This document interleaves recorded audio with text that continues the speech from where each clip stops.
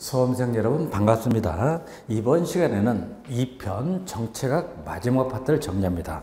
마지막 파트를 정리하는데 290페이지 보면 정책 결정 모형이라고 나오죠. 여러분, 정책 결정 모형은 매년 시험에 출제가 됐었죠.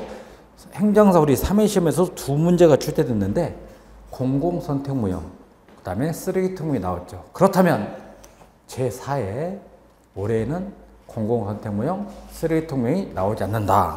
이렇게 보시면 되겠네요. 맞습니까? 그렇게 보시면 되겠죠. 자, 그렇다면 하나씩 정리를 한번 해볼까요?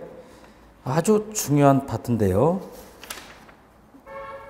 여러분들이 예를 들어서 공무원이 되었다. 정책을 결정하는 방법이 크게 두 가지 있습니다. 이성을 가지고 정책을 결정할 수 있죠. 합리 모형. 감정에 의해서 정책을 결정했다. 점정 모형. 또 말을 바꿔봅니다. 우리 앞에서 했던 걸 계속 하는데 다시 한번. 예를 들면 대통령께서 정책을 결정할 때 과학적, 체계적 이성을 가지고 경제학적 기법에 의해서 효율성을 1차적 목표로 삼았다. 합리 모형. 반대, 정책을 결정할 때 다양한 집단들이 참여해, 이익집단들이 참여해서 투쟁, 갈등, 타협, 합의, 조정, 쌈박질로 정책을 만들었다. 비합리적이죠? 점증 모형. 자, 별건 아닌데 여러분. 행정사 우리 2회 시험에서 또 나왔죠. 한 줄씩 해서 잘 봅니다. 아주 단순한 거죠. 피라밋이 있고 계란이 있다. 엘리트가 있고 피플, 대중이 있죠. 엘리트가 있고 피플, 대중이 있다. 기억을 더듬습니다. 엘리트가 이성을 가지고 정책을 만들었습니다. 이거 다 합리모형 그러죠? 이 정도만 해도 돼. 합리모형.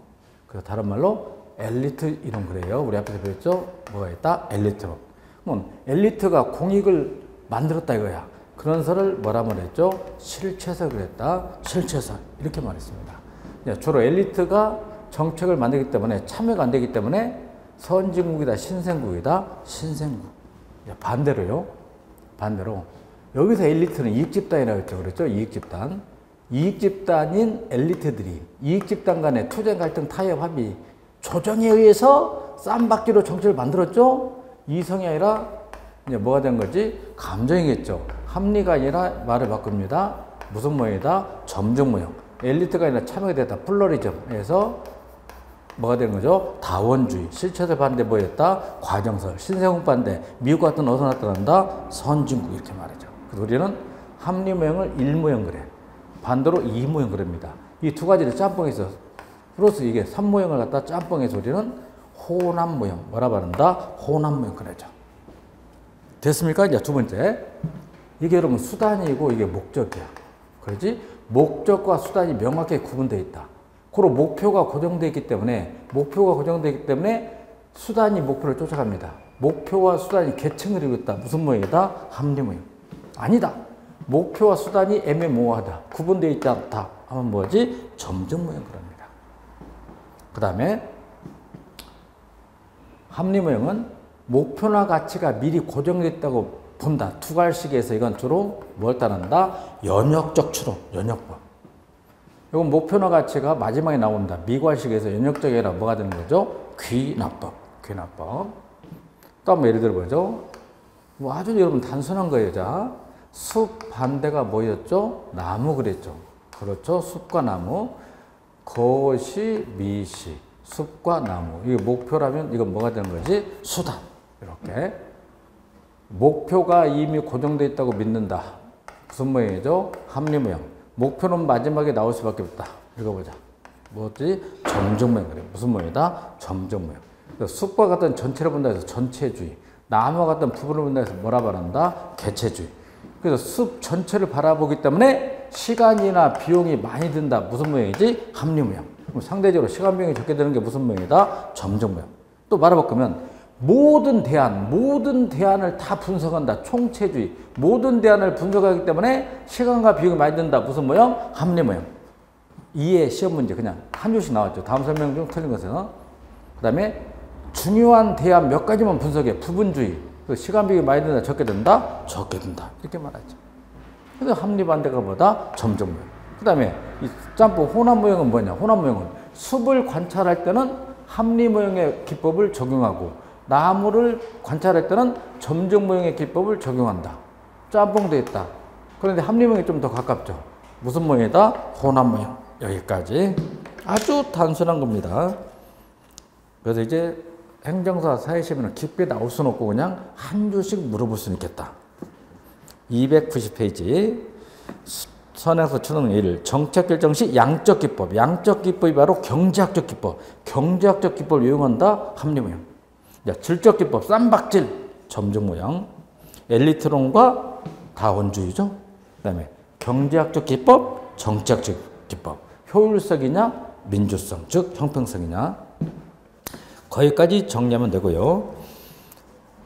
그 다음에 1번에서 보면 정책 결정 이런 모양의 개괄 분류에서 다 필요 없고 그 2번을 한번 보죠. 2번 접근 방법을 보면 피라밋과 계란만 한번 생각하세요. 국방정책, 외교정책은 참여가인데 참여 무시해서 합리 모형.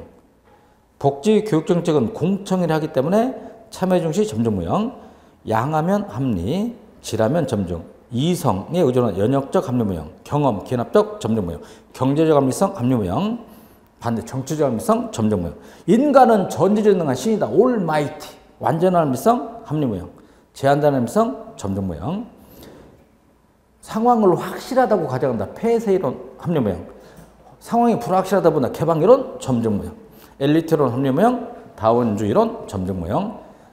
정보나 이론이 있다고 본다. 기억성 합리 모형. 정보나 이론이 없다. 분석할 수 없다. 무기억성 점정 모형. 네, 보충 이론적 지식 습득. 요 정도 여기다 별표하면 될까 여러분. 여기다 별표하면 끝나는 거야 그냥. 합리 모형은 총체주의과이기 때문에 분석이 장기적이고 시간이나 비용이 많이 소요된다. 또 번째 합리 모형은 이미 투입한 경비, 매몰 비용으로 썬킹 코스트, 매몰 비용을 무시하므로 쇄신적이고 대폭적인 면을 중시하죠. 점정 모형은 부분적감으로 시간 비용 감소를 가져온다. 점정 모형은 매몰 비용을 고려하므로 변화에 저항이 강하다. 이미 투입한 경비를 중요시한다. 매몰 비용. 그 다음에 5번 목표나 가치가 합의되어 있다는 전제에 이루어지는 모형이 합리 모형이죠. 6번째 합리 모형은 정책 결정에 규정되는 목표 가치는 그 중요성에 따라 분명히 제시되고 서열화될 수 있게 계층이 있다. 목표의 중요도가 계층에 있다. 7번 점정 모형은 이제 일정한 수준까지는 생산량이 늘어나다가 일정한 수준이 되면 생산량이 떨어져. 수학 체감의 요법이 나타난다. 8번 합리 모형은 총체주의 거시적 이론으로 방법론적 전체주의죠. 폐쇄이론 확실한 상황에서 설정은 합리 모형.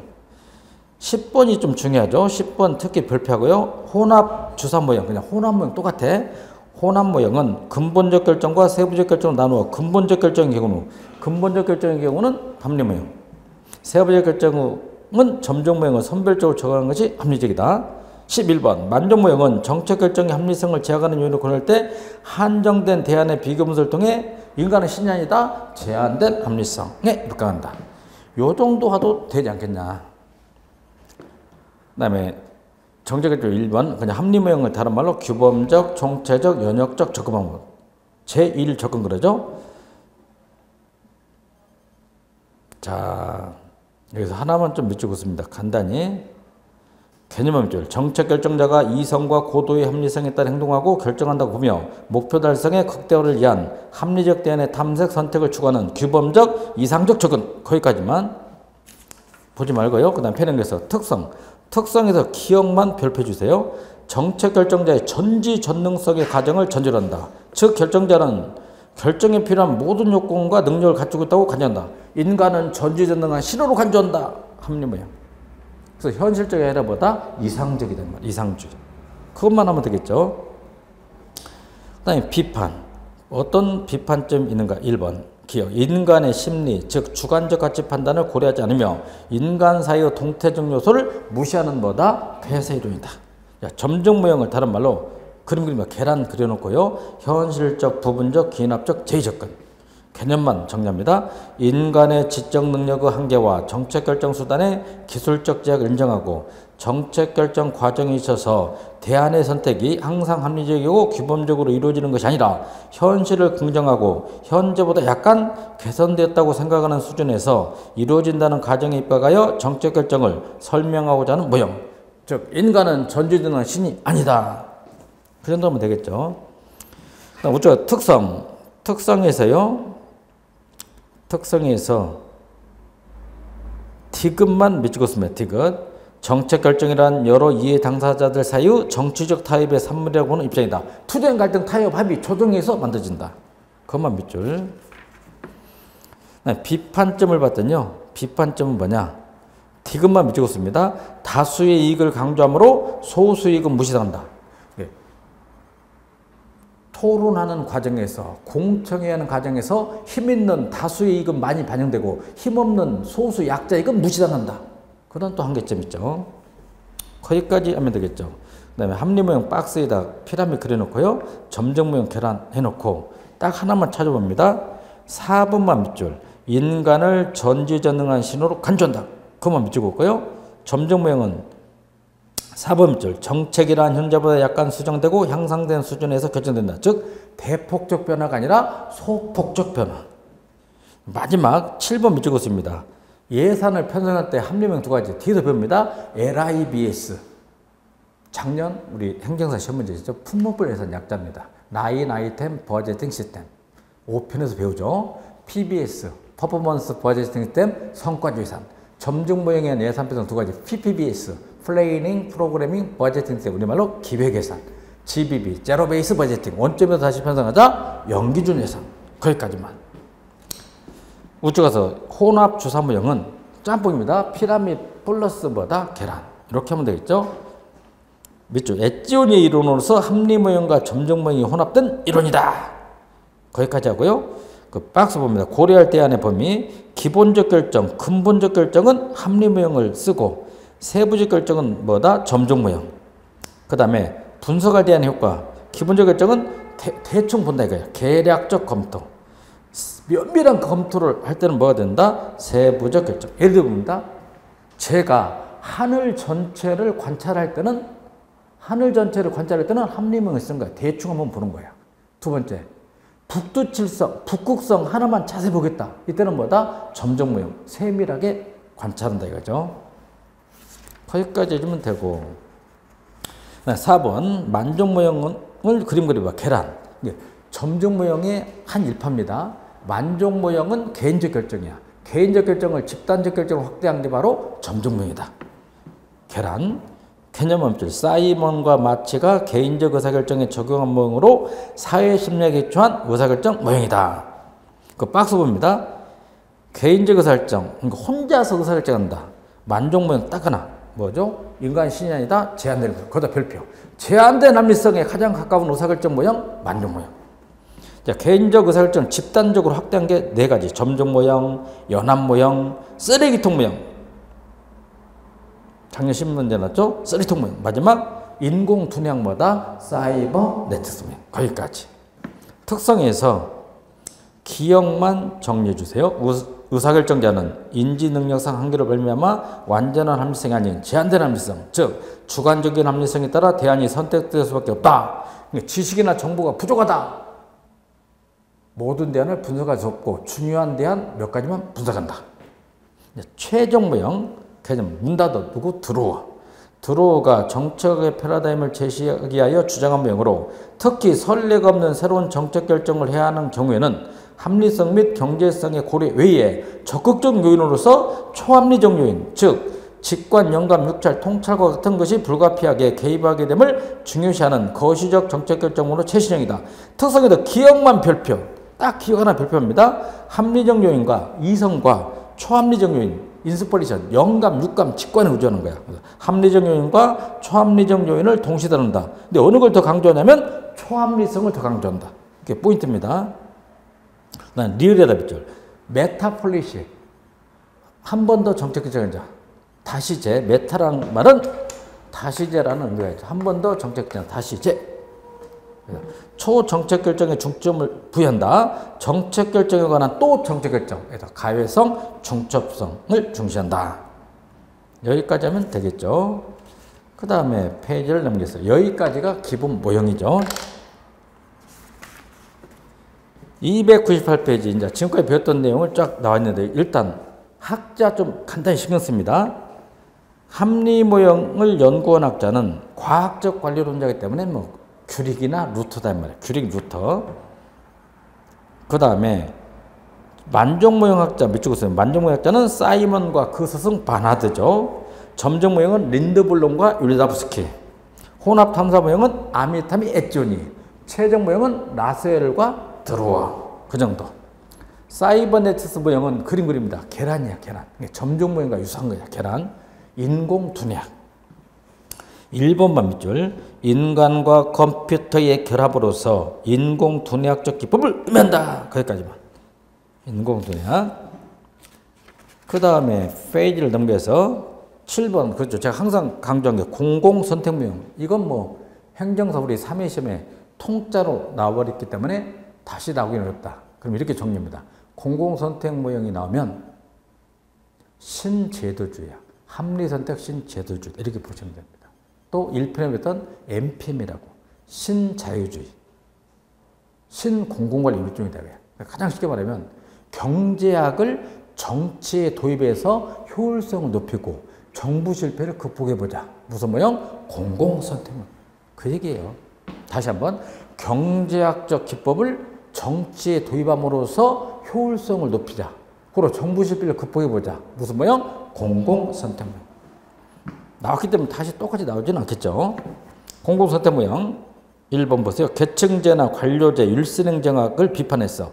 피라미드 때문에 무슨 실패지? 정부 실패. 이걸 비판했단 말이야. 그래서 어떻게 했냐 이제 참여, 고객 중시, 분권화, 탈계층제, 탈관료제, 다원주의다 이거죠. 두 번째 이제 정부 실패를 극복하기 위해서는 작은 정부, 공행정의 권한을 축소하자, 합리선택 신제도주의, 신공공관리가 유사하다. 그리고 3번 또 정부 실패를 극복합니다. 그리고 정치 플러스 경제. 근데 정확히 경제학적 접근이야. 경제학은 이론에 의존하기 때문에 연역적이야. 연역적. 또 양적 기법이기 때문에 미시적 기법. 그래서 경제학적 접근이죠. 또 방법론적 개체주의. 홉스나 스피노자의 사상. 모든 인간은 이기적이다. 합리적 이기주의로서 정부 실패를 시사합니다. 경제학자 중에 부캐넌과 털독. 최초로 만든 학자가 부캐넌과 털독이었다. 정치학적 접근은 투표의 규칙과 같은 제도 중시. 우리 제도를 중시한다. 그게 바로 합리선택 신제도주의죠. 신제도주의. 메디슨, 미국 대통령, 4대 대통령 메디슨주의 하면 참여가 된다. 다원주의. 그 다음에 비시장적 의사결정에 관한 경제학적 연구죠. 경제학의 관점을 시장이 아닌 공공부문에 도입했다.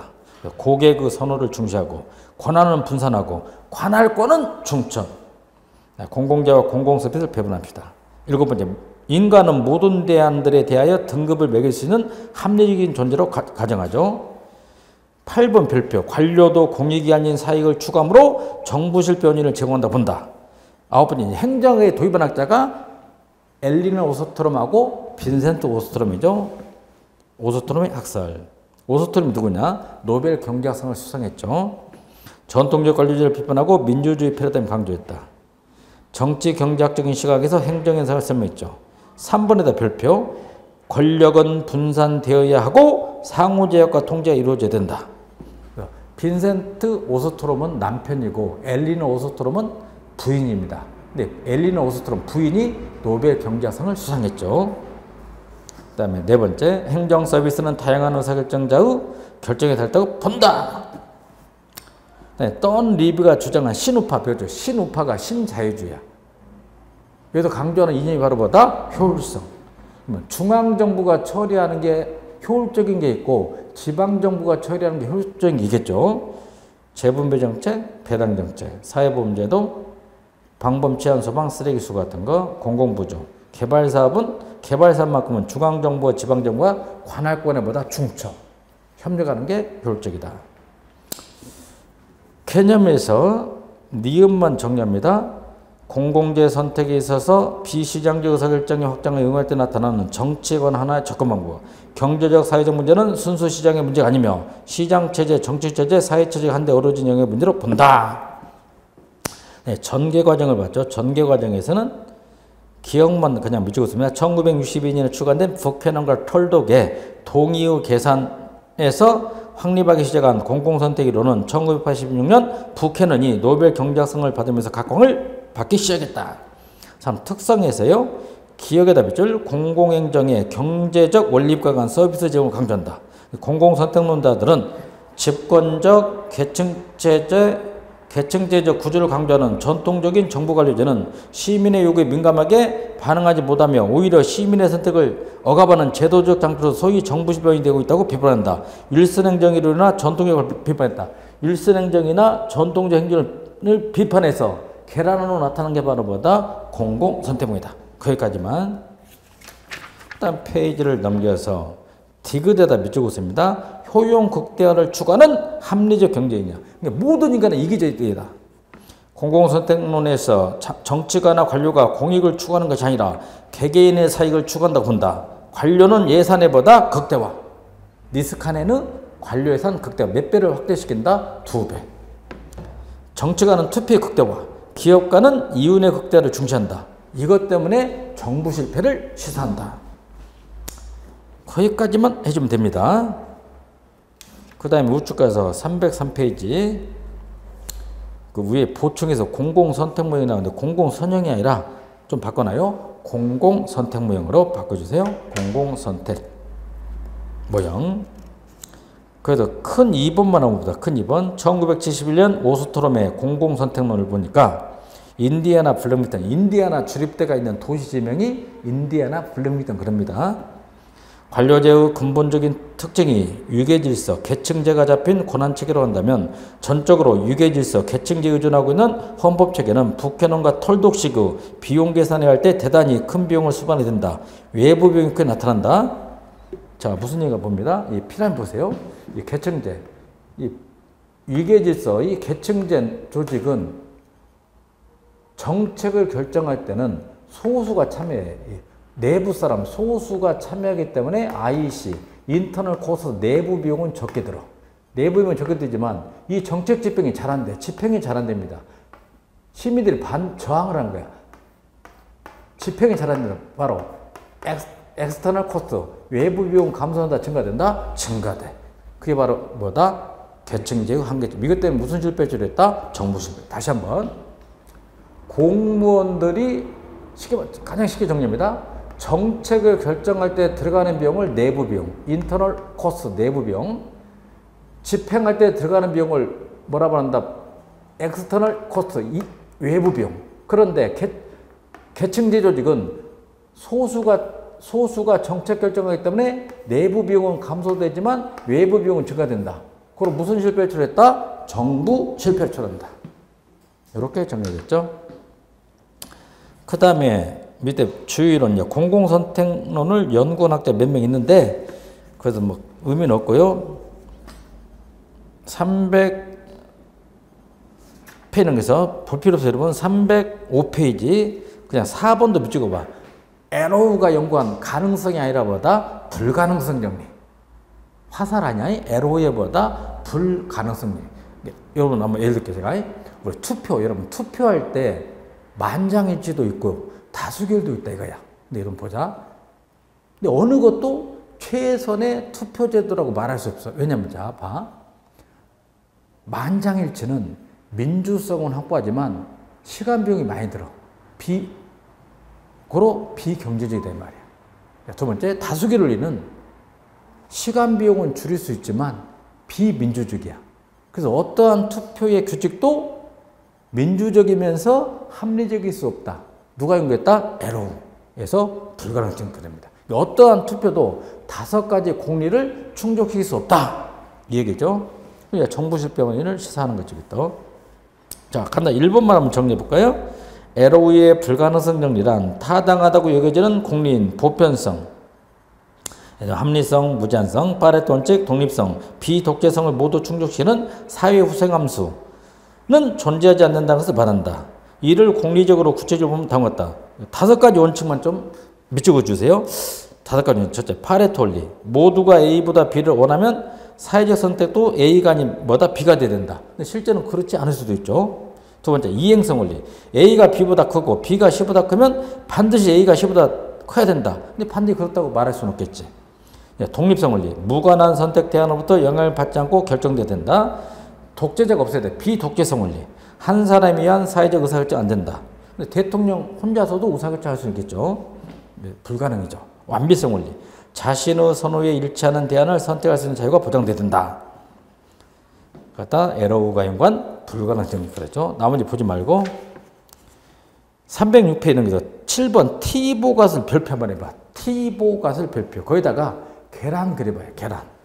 경제학자 중에 누가 있다? 티보. 사람 이름이 여러분. 이 사람들 신자유주의 학자죠. 뭐 제가 간단히 설명해 보면 이걸 말한 거예요, 여러분. 피라미드. 이게 여러분 중앙정부고요. 뭐 계란이 있어요, 이렇게. 계란. 이제 이게 지방정부야. 지방정부. 그럼 뭐다? 공공재라는 게 있죠. 공공재. 자, 7번입니다. 경제학자 중에 살마문과 사무엘슨이라는 학자가 있어. 경제학자 사무엘슨이라는 경제학자는 공공재는 경찰, 국방, 외교 이런 거 있잖아요. 뭐 SOC 같은 거 다시 한번 사무엘슨이라는 경제학자는 공공재는 중앙정부가 서비스하는 게 효율적이라고 보았다. 효율적이라고 보았다. 그러다 보니까 큰 정부가 됐다. 그럼 무슨 실패를 초래했다? 정부 실패를 초래했다. 두 번째, 사무엘슨의 중앙집권적 공공서비스 제도를 비판하고 나타난 학자가 바로 누구다? 티보 그런 거예요. 티보. 그러니까 티보라는 경제학자는 공공재는 중앙정부에서 공급하지 말고 각 자치단체가 공급하는 게 효율적이라고 본다. 티보가 그렇죠. 꼭 별표. 객관. 1번 공공재의 적정 공급은 정치적 과정을 통하여 공급될 수밖에 없다는 사무엘슨의 전통적인 중앙정부 차원의 공공재 이론에 대한 반론이다. 쉽게 말하면 유유상종이야. 갑돌이가 자기가 원하는 지방자치단체를 찾아서 이사갈 수 있단 말이야. 문화를 사랑한다면 서쪽으로 가고 뭐 산을 좋아한다면 관악구로 이사간다 이거야. 그러니까 비슷한 기호나 선호를 가진 사람들이 끼리끼리 모여 살 수 있다? 그러면 효율적이란 거야. 누가? 티보 가수. 두 번째, 일명 발로 뛰는 투표 그래. 발로 뛰는 투표의 의미를 가진 말로 주민들이 지방 간에 자유롭게 이동할 수 있기 때문에 지방 공공재에 대한 주민들의 선호가 표시되고 지방정부를 주민 스스로 선택할 수 있기 때문에 지방행정의 효율성이 높아진다. 그리고 3. 지방공공재는 지방정부가 독자적으로 결정을 내리는 분권화된 체제가 효율적인 배분을 가져온다는 것으로 지방자치의 당위성을 강조한 모형으로 지역주민이 자기가 살 지역을 스스로 선택한다는 이론으로서 분권과 관련있다. 그리고 4. 지역재정 프로그램의 혜택은 그 지역주민만 누릴 수 있어야 된다. 노원구에 사는 주민들만 노원구청으로부터 서비스를 받을 수 있다. 주요 내용을 봤더니 첫째, 완전한 정보야. 모든 지방정부의 공공재와 조세에 대한 정보가 공개되어 주민이 그 내용을 알 수 있고 노원구에 사는 주민들은 노원구청이 뭘 하고 있는가 모든 정보를 알고 있다고 가정하는 거다. 두 번째, 시민이 자유롭게 이사할 수 있어. 자기가 원하는 자치단체로 이동할 수 있죠. 시민의 이동성. 세 번째는 내가 선택을 하니까 정부가 많아야 돼. 다수의 정부가 있어야 된다. 그렇죠? 다수의 지방정부가 있어야 된다. 4번 한번 별표합니다. 배당 수입에 의한 소득. 노원구 주민들은 자체 수입을 확보해야 돼. 그게 바로 뭐다? 재산세. 재산세로 충당된다. 다음 번째, 외부 요구는 없다고 해야 돼. 예를 들면 노원구 옆에 있는 도봉구가 노원구에 뭐 공해를 유발한다. 그런 게 없다고 해야 돼. 외부 요구의 부존재. 여섯 번째, 고정적인 생산 요소가 존재되겠죠. 마지막 일곱 번째, 최적 규모를 추구된다. 최적 규모 추구. 모든 지방정부는 최적 규모를 추구하며 최적 규모보다 적은 지방정부는 평균 비용을 감소시키기 위하여 더 많은 주민을 유입하려고 노력할 것이며 최적 규모보다 큰 지방정부는 반대로 주민을 감소시키려고 노력할 것이다. 최적 규모에 있는 지방정부는 현행 인구를 그대로 유지한다. 이게 무슨 얘기냐? 노원구 최적 인구가 70만 명이다. 그럼 현재 노원구 인구가 60만 명이다. 이때는 외부로부터 인구 유입책을 씁니다. 우리 노원구 이사 오면 주민세 좀 깎아줄게. 근데 노원구 인구가 지금 80만 명이라면 노원구 이사 오는 걸 막아버린 거야. 인구 유입을 억제한다. 70만 명이면 현상 유지하라고 할 것이다. 그래서 최적의 규모를 유지한다. 역기능도 있죠. 끼리끼리 모여 살다 보니까 어떤 역기능인가. 1. 지역 내에서 동질성은 높아지지만 지역 간 빈부격차가 심해져 지역 간 이질성은 더욱 심해지며 형평성을 저하시킨다. 강남하고 강북, 부익부 빈익변상이 더 심화될 수밖에 없다. 연합모형, 일명 해사모형 그래. 이것도 계란 그려놔요. 삼성전자에서 의사결정할 때 주로 쓰는 모형 같다. 연합모형. 이사회에서 의사결정한다. 집단 모형을 뭐라 부른다? 연합모형 그러죠. 개념만 한번 정리합시다. 사이어트와 마츠가 제시한 모형으로서 의사결정에 개인적 차원의 중점을 둔 만족 모형을 한층 더 발전시켜 조직에 있어서 의사결정에 적용시킨 모형. 거기까지. 특징을 갖다 기억에 대면 불확실한 것은 피해버려요. 불확실성의 해피. 조직의 환경은 유동적이므로 대안이 가져올 결과를 불확실한 것으로 보고 조직은 단기간 전략과 환경과 타입에 하여 불확실성을 회피하려는 경향을 가진다. 그 다음에 미음에다가 별표, 표준 운영 절차 충실, SOP, 스탠다드 오퍼레이션 프로덕션, 과거의 선례, 답습, 전통을 따른다 이거야. 조직의 의사결정은 대개 조직이 존속해오는 동안 경험적으로 터득한 학습된 행동규칙인 표준 운영 절차를 따르고 있다. 9번이 시험에 났죠? 무슨 모형이다? 쓰레기통 모형.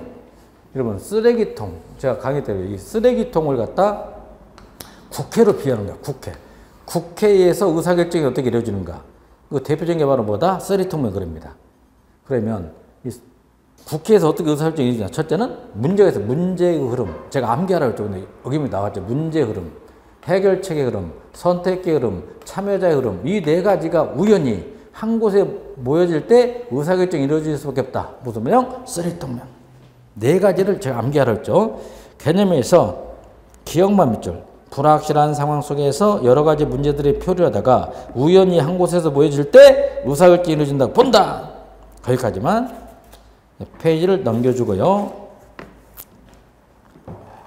3번만 다시 발표해 줘봐. 의사결정의 네 가지 요소. 네 가지가 만나야 의사결정이 된다.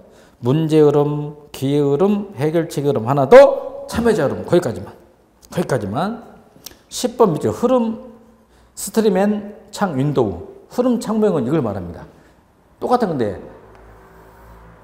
세 가지가 만나면 의사결정인데 이제 문제가 있어. 문제 흐름, 정치 흐름, 정책의 흐름. 이 세 가지가 모이면 의사결정이 이루어진다. 그러다 우리는 흐름 또는 창모형 그러죠. 킹돈.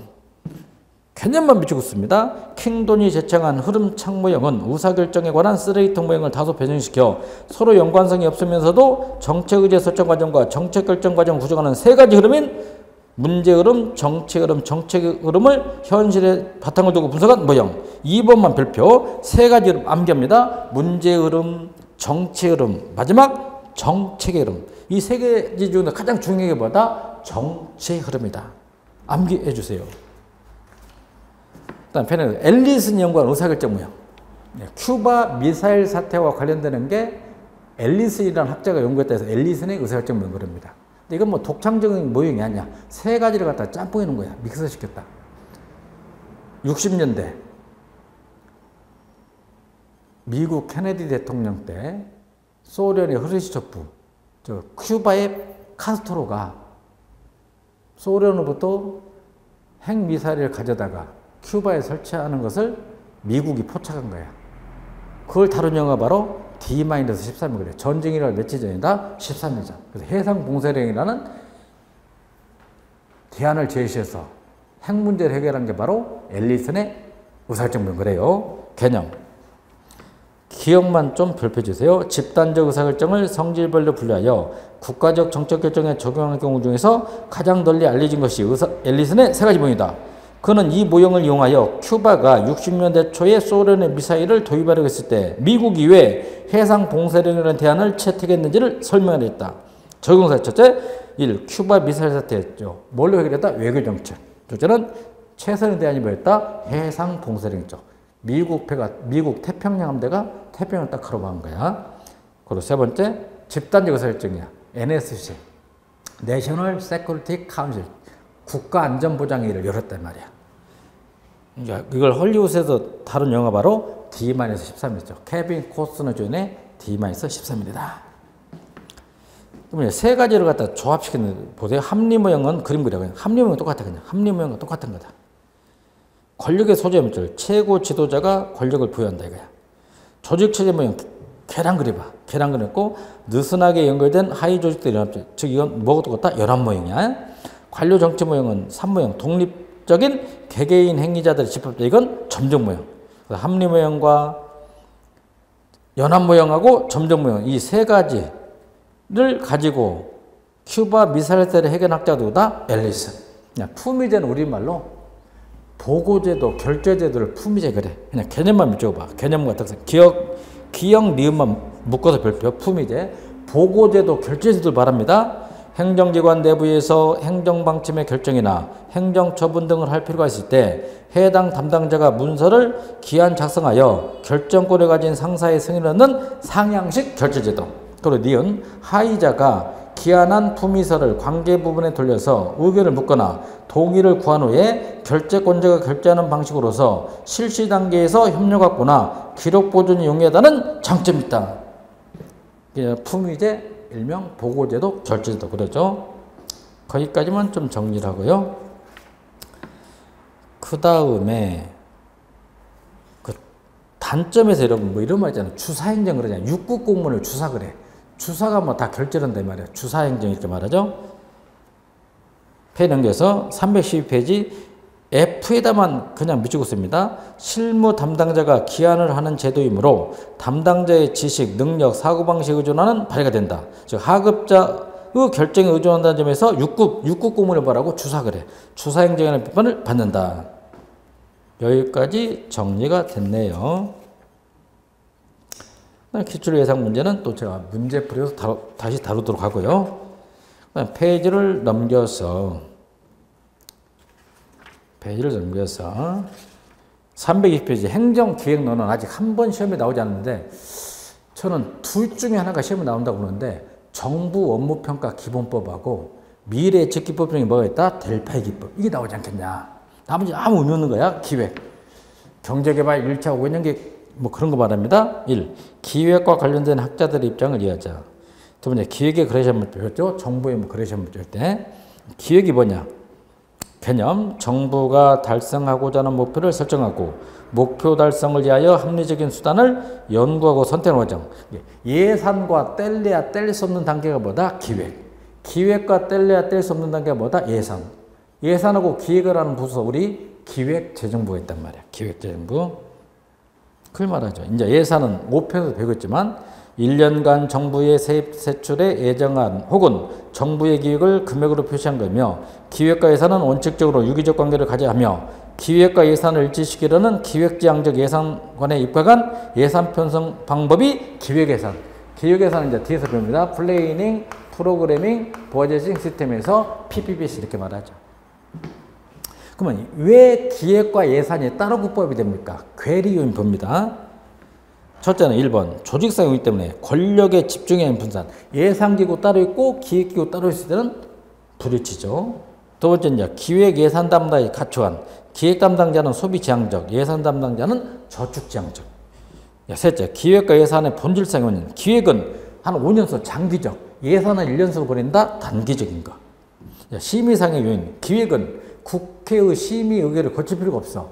예산은 국회의 심의 의결을 거친다 이거야. 다섯 번째, 예산제도 결함 중에서 LIBS가 있어. LIBS. 라인 아이템 버젯 시스템. 품목별 예산. 작년 우리 행정사 시험 문제였죠. 거기까지만 하면 되고요. 그 다음에 나머지는 학자 중에서 서울시 7급에서 한번 나왔는데요. 1번만 좀 별표해봐. 반대론자 중에 있다 하이크 배우죠. 신자유주의자 누가 있다 하이크. 1944년 노예의 길에서 국가 기익을 부정한 자 누구다? 하이크. 1번하고 3번 묶어봐. 홀콤. 홀콤이라는 학자이 말콤 아니라 홀콤이라는 학자도 같이 해줘야 돼. 계획적 민주정부를 주창하면서 인간자원의 합리적 이용을 위해서는 제3자인 국가의힘에 의한 기획제도 필요하다. 계획적 민주정부, 제3자인 국가의 힘에 의한 기획이 중요하다. 홀콤. 두 명은 꼭 좀 별표 좀 해주세요. 나머지 보지 말고 펜 넘겨서 1절 보지 말고 펜 넘겨서 324페이지에서 6번 그 점이죠. 기획의 제약요인. 기획의 제약요인 1번 기획 수립상의 제약요인. 기획을 수립할 때 문제점이 뭐냐? 첫째, 기획 목표 설정상의 갈증. 목표를 설정하기가 어렵다는 거야. 두 번째는 비용이나 시간이 많이 들어. 국가기획을 수립하는데 시간 비용이 많이 듭니다. 비용 시간상의 제약. 셋째는 미래책과 기획 전제 설정이 곤란하다. 넷째는 미래가 불확실해. 개인의 창의성이 위축되겠죠. 다섯 번째, 정보자료의 부족과 불확실성. 여섯 번째 들었죠? 기획의 뭐다? 그레이션 법칙의 적용이다. 기획의 그레이션 법칙. 개념만 밑줄. 개념만 밑줄. 악화, 나쁜 화폐가 양화, 좋은 화폐를 시장에서 추방한다. 악화는 양화를 구축한다는 그레샴의 화폐의 법칙이 기획에도 적용된 것으로 기획을 수립할 책임 있는 관리자 혹은 결정자는 비정형적인 상황과 정형적 상황에서 기획 수립에 직면하는 경우에 그는 용이한 관례적 정형적인 업무 활동에 몰두하여 어려운 쇄신적 비정형적인 기획을 등한시하는 경향이 있다. 다시 말해서 일상적 정형적인 업무가 창조와 쇄신을 위한 힘든 기획 업무를 추방하게 되는 것을 말한다. 나머지 볼 필요 없고요. 325페이지 2절 한번 별표해봐. 정부 업무 평가 기법 한번 별표해봐. 이거 뭐냐면 정부가 업무 즉 정책을 제대로 집행하고 있는가를 제3의 기관에서 한번 평가합시다. 정부 업무 평가 이렇게 말하죠. 그럼 정확히 말하면 정부는 어디까지 말하냐? 중앙정부 플러스 지방정부 플러스 공공기관까지를 정부 업무 평가 기본법에 포함을 시킨다 이거야. 중요합니다. 다시 한번 중앙정부, 지방정부, 딸린 소속기관, 공공기관이 업무를 제대로 집행하고 있는가를 되도록이면 객관적으로 평가를 해보겠다. 정부 업무 평가 기본법 별표했습니다. 1. 추론은요. 정부 업무 평가 대상기관 범주 이해하자. 두 번째 개정된 법률 이해해야 되겠죠. 국무총리실에서 한다. 이게 중요한데요. 제1조, 제1조가 뭐냐. 이 법은 정부 업무 평가에 관한 기본적인 사항을 정함으로써 중앙행정기관, 국가죠, 지방자치단체, 공공기관 등의 통합적인 성과관리체계 구축과 자율적인 평가 역량의 강화를 통하여 국정운영의 능률성, 효과성 및 책임성을 향상시키는 것을 목적으로 한다. 제2조에다 별표합니다. 제2조 별표하고 1번 어디까지 포함하냐. 가해담죠. 중앙행정기관, 대통령령이 정하는 대통령 소속기관 및 국무총리 소속기관, 보좌기관도 포함한다. 나 지방자치단체, 다 중앙행정기관 또는 지방자치단체 소속기관, 뭐다 공공기관. 2번 자체평가. 자체평가라면 중앙행정기관 또는 지방자치단체가 소관정책 등을 스스로 평가하고 말한다. 교육부가 스스로 평가한다. 자체평가. 3. 특정평가. 국무총리실이 하는 거죠. 특정평가. 국무총리가 중앙행정기관을 대상으로 국정을 통합적으로 관리하게 하여 필요한 정책 등을 평가한다면 특정평가.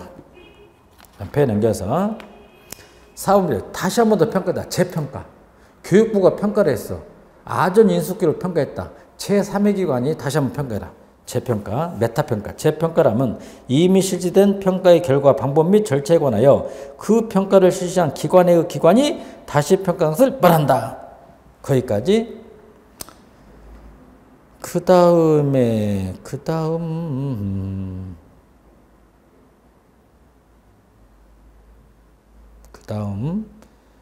8조에다 밑줄. 정부 업무 평가 기본계획 수립은 누가 하냐. 1항 밑줄. 국무총리는 위원회의 심의기를 쳐 정부 업무의 성과 관리 및 정부 업무 평가에 관한 정책 목표와 방향을 설정한 정부 업무 평가 기본계획을 수립해야 된다. 9조. 정부 업무 평가위원회의 설치 및 임무에서 1항에다 별표. 정부 업무 평가의 실시와 평가 기반의 구축을 체계적 효율적으로 추진하게 하여 국무총리 소속하에 정부 업무 평가위원회를 둔다. 별표했습니다. 10조에다 별표. 위원회 구성 및 운영. 1번 밑줄. 위원회는 위원장 2명이야. 국무총리 1명, 민간인 교수 1명, 2명. 위원회는 위원장 2인을 포함한 15인 이내의 위원으로 구성한다. 그리고 이 위원장은 국무총리와 제3항 제2호자 중에서 대통령이 지명한 자가 된다. 14조 밑줄 중앙기관 어떻게 한다? 자체평가. 자체평가인데 2번에다 별표. 2번에다 별표. 중앙행정기관의 장은 교육부 장관은 법무부 장관은 자체평가 조직 및 자체평가위원회를 구성 운영해야 된다. 이 경우 평가의 공정성과 객관성을 확보하기 위하여 자체평가위원회 3분의 2 이상은 민간위원회에 돼. 공무원이 아니라 민간위원이 3분의 2 이상이 돼야 된다. 별표.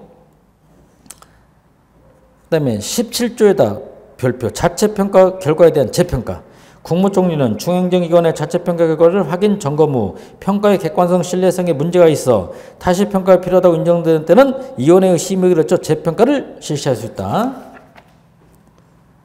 그 다음에 21조에다 별표. 국가 이임 사무 등에 대한 평가. 국가가 내려보내준 사무는 누가 평가냐? 이건 행정자치부입니다.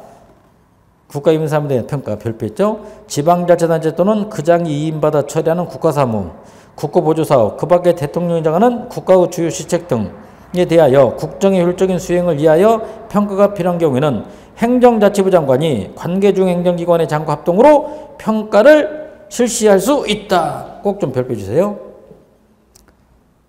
그 다음에 거기까지 정리하면 되겠죠. 네, 3절 이제 미래 예측 기법. 미래는 불확실하다. 그럼 미래를 예측하는 방법이 우리 크게 세 가지 있는데 간단히 정리죠. 양적 기법, 질적 기법. 2번이 나온다고 봐. 뭐가 있다? 델파 기법. 미래 예측 기법 세 가지 있는데 1번, 2번 반대표시가 투사. 이건 경험 의존하고 2번 예견은 보다 이론. 3 추측은 우리말로 통합 판단. 그럼 이렇게 하죠. 과거의 문헌이나 기록을 검토해서 과거가 이랬으니까 현재도 이렇고 미래도 이렇게 될 것이다. 결정론적 입장. 이게 바로 뭐다? 귀납법. 이게 바로 뭡니까? 투사. 두 번째는 미래를 예측할 때 경제학적 기법을 가지고 모형을 만들어서 합리적, 체계적, 과학적으로 분석합니다. 연역적. 이게 바로 뭐다? 예견. 뭐가 된다? 예견. 마지막. 미래를 예측할 때 전문가들의 주관, 직관, 식견에 의해서 예측해보자. 전문가를 영어로 뭐라고 한다? 델파의 기법. 이렇게 말하죠. 간단히 정리합니다. 투사. 투사가 바로 뭐다? 경험. 1번. 현재까지의 역사적인 경향을 장래로 연결하여 미래를 예측하는 게 투사인데 이는 미래에 대해 결정론적인 주장하며 방법론적 진술이나 유사한 사례를 기초로 이루어진다. 그리고 2. 과거의 경험 기록 사례 문헌조사에 의존한 뭐다? 귀납적이야. 4번. 기법 딱 하나. 시계열 분석만 밑줄 별표해봐.